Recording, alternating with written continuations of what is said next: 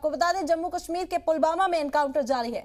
Militants और security forces के बीच चल रहा है एनकाउंटर। राजपुरा इलाके में 2 से 3 मिलिटेंट्स के छिपे होने का अंदेशा और सिक्योरिटी फोर्सेस ने इलाके का मुहासिरा कर लिया। इलाके में सिक्योरिटी फोर्सेस का सर्च ऑपरेशन मुसलसल जारी है। यहाँ पर दहशतगर्दों की तलाश मुसलसल जारी है।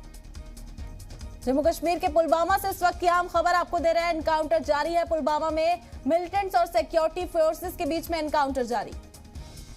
और तफसीली मालूमात देने के लिए हमारे नुमाइंदा दाऊद नायक इस वक्त हमारे साथ जुड़ गए, उनका रुख करते हैं। दाऊद, आपसे जानना चाहेंगे, एनकाउंटर जारी है मिलिटेंट्स और सिक्योरिटी फोर्सेस के बीच, क्या कुछ खबर इस हवाले से?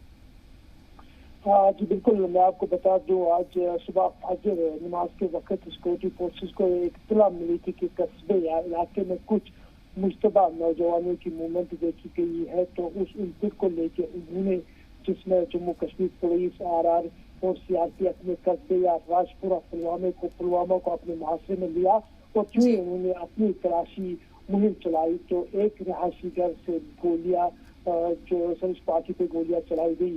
तो इस तरीके से इस बेबाक साफ हुई के इलाके में कुछ मिलिटेंट्स की मौजूदगी है। और बाद में ये पता चला है हमारे सोर्सेज के मुताबिक कि इस तसादुमाराई में 2 से लेकर 3 जेश मिलिटेंट जो है वो फंसे हुए हैं। और इनमें से सबसे बड़ी बात यह है कि जेश का टॉप कमांडर भी इस वक्त कस्बे या राजपुरा इलाके में ट्रैप है।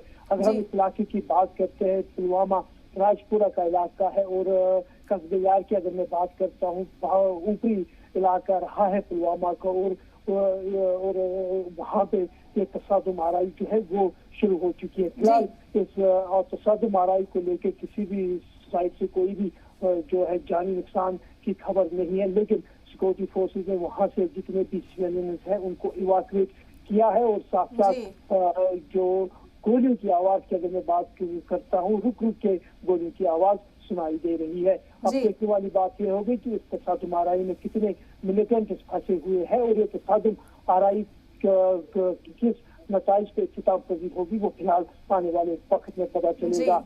मिला कि कस्बे या पुलवामा में मिलिटेंट्स और सिक्योरिटी फोर्सेस के दरमियान तसादुम जारी है। तो दाऊद, हमने देखा पुलवामा काफी सरगर्म रहने वाला इलाका है। यहाँ पर दहशतगर्दों की जो मौजूदगी है, जो इत्तलात है, ये मुसलसल मिलती रहती है। और हमने अभी हाल ही में सुना एलजी मनोज सिन्हा ने साफ तौर पर कहा कि 2 साल के अंदर दहशतगर्दी का खात्मा कर दिया जाएगा वादी कश्मीर से। तो लॉन्गर टर्म पर फौज किस तरह की हिकमत अमली पर काम करती हुई नजर आ रही है, क्योंकि इस तरह के वाकयात जो है वो तवील अरसे से हम देख रहे हैं कि मुसलसल हो गए, बढ़ गए ऐसे वाकयात। जी बिल्कुल, आपने वजह फरमाया। जनूबी कश्मीर खुसूसी तौर पर पुलवामा और शोपियान मिलिटेंसी के एतबार से काफी वोलेटाइल रहा है। कि अगर हम बीते 2 या 3 साल का रिकॉर्ड देखेंगे तो ये वो 2 अजला है जहाँ पे हर रोज हमें तसादुमाराई देखने को मिलती रही है। और उस तसादुमाराई में मिलिटेंट्स भी मारे काफी ज्यादा मिलिटेंट्स मारे जा चुके हैं। इस वक्त की अगर मैं बात करता हूँ कि काफी ज्यादा तसादुमाराई हुई है और काफी ज्यादा मिलिटेंट्स को मारा गया है। और अगर हम इस वक्त जो एक्टिव नंबर ऑफ मिलिटेंट्स की बात करते हैं, सिक्योरिटी फोर्सेज ने उनको काफी कम किया है। तो ऐसा लग रहा है कि जो लेफ्टिनेंट गवर्नर ने दावा किया है कि आने वाले समय में मिलिटेंसी को खत्म किया जाएगा, ऐसा लग रहा है कि जमीनी सतह पे वो जो एविडेंसेस है उसी तरीके की और बढ़ रहे। क्योंकि अगर हम नए रिक्रूटमेंट की भी बात करते हैं, काफी ज्यादा कम है। और साथ ही अगर हम मिलिटेंट्स की जो एक्टिव मिलिटेंट्स हैं उनकी भी बात करते हैं, वो भी काफी कम है। तो कुल मिला के बात यह है कि जो जनूबी कश्मीर के जिला पुलवामा शोपियान में मिलिटेंसी का ग्राफ एक वक्त बढ़ता हुआ दिख रहा था, वही ग्राफ जो है वो डाउन हो चुका है। जी तो दाऊद, हम हाल फिलहाल में देख रहे हैं कि जो ये मिलिटेंट्स हैं ये मुसलसल टारगेट किलिंग को भी अंजाम दे रहे हैं और पुलवामा में छिपे होने की इत्तलात है। तो कहीं ना कहीं आवाम में भी फिक्र बढ़ जाती है जब इस तरह के सर्च ऑपरेशन देखे जाते हैं। तो फौज की जानिब से किस तरह के कदम उठाए जाते हैं ताकि कि आम आवाम जो है वहाँ की रहने वाली उसे महफूज रखा जा सके? जी बिल्कुल, अगर हम सिविलियन टारगेट किलिंग की बात करते हैं, ये सिलसिला जो है कश्मीर में हमने 90 से देखा है कि सिविलियन किलिंग होती रही है। और सबसे बड़ी बात यह है कि जिस तरीके से हाल ही में आजी कश्मीर में ये बयान दिया है कि जो ही हाल ही में सिविलियन किलिंग हुई थी कश्मीर में, पूरे कश्मीर में, तो जितने भी मुलविस मिलिटेंट थे उस उनको मारने में उनको न्यूट्रलाइज किया गया है। तो कुल मिला के बात है कि अगर किसी भी जगह कोई भी अफराद सिविलियन किलिंग में इन्वॉल्व रहती है तो प्लीज उसको प्रायोरिटी पे लेके उनको न्यूट्रलाइज करती है। तो कुल मिला के बात है कि सिविलियन किलिंग का सिलसिला पिछले 1-2 हफ्तों से रुक चुका है और आज फिर से जनूबी कश्मीर के जिला पुलवामा में तसादुम आराई शुरू हो गई है। जी और दाऊद, हमने देखा था कि फौज की जानिब से ये भी साफ तौर पर कहा जा रहा था कि अब ड्रोन से निगरानी रखी जाएगी। जिस तरह से मिलिटेंट्स भी अब टेक्निक्स का इस्तेमाल कर रहे हैं, उसी तरह से फौज भी अब उनकी काट करने के लिए ड्रोन्स का इस्तेमाल करेगी। मुसलसल 24 घंटे निगरानी बनाए रखी जाएगी। तो किस तरह से वो हिकमत अमली फायदा पहुंचाती हुई फौज को नजर आ रही है?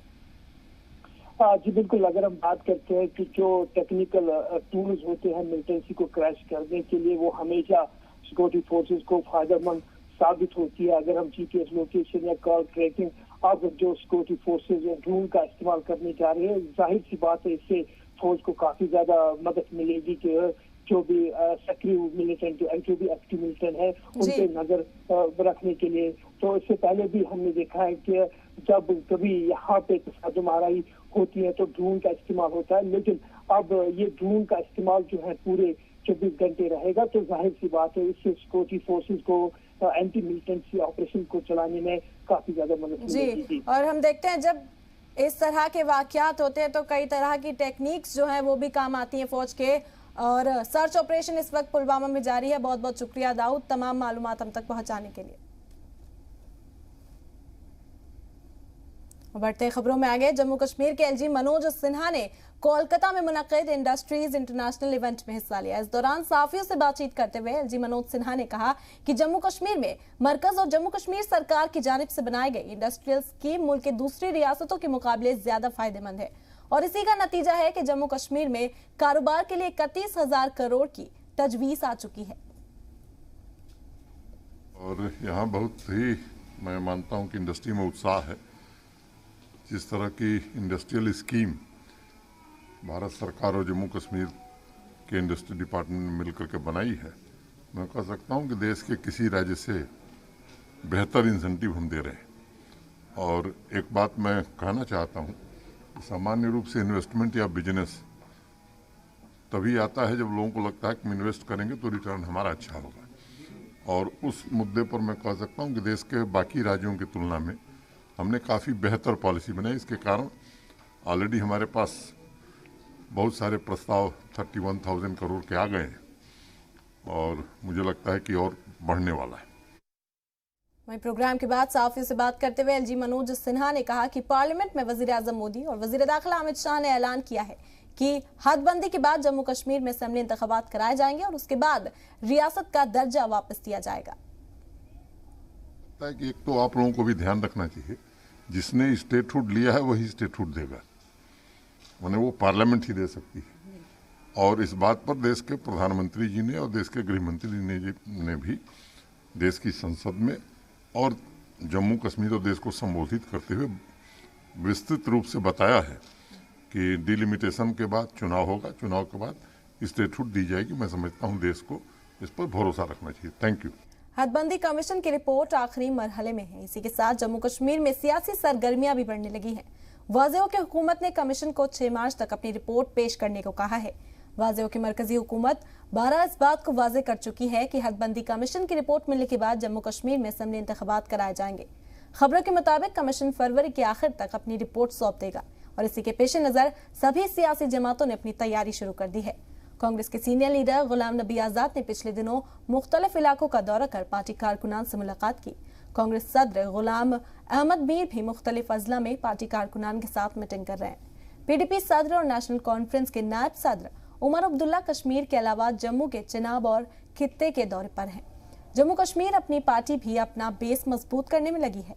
इसी तरह बीजेपी के सीनियर लीडरान भी कारकुनान को जमीनी सतह पर अवामी राब्ता बढ़ाने की तरगीब दे रहे हैं। ज़राए के मुताबिक कमीशन ने रिपोर्ट का खाका तैयार कर लिया है और जल्द ही वो इसे जम्मू कश्मीर के 5 अरकान पार्लियामेंट डॉक्टर फारूक अब्दुल्ला, हसनैन मसूदी, मोहम्मद अकबर लोन, जुगल किशोर शर्मा और डॉक्टर जितेंद्र सिंह के साथ शेयर करेंगे। सियासी जमातों का कहना है कि जम्मू कश्मीर में हुकूमत की तश्कील जरूरी है। आपको बता दें कि पिछली असेंबली में पीडीपी के 28, बीजेपी को 25, एनसी के 15 और कांग्रेस के 12 अरकान थे। बीजेपी का दावा है कि अब की दफा होने वाले असेंबली इंतखाबात में पार्टी को 50 से ज्यादा सीटें मिलेंगी।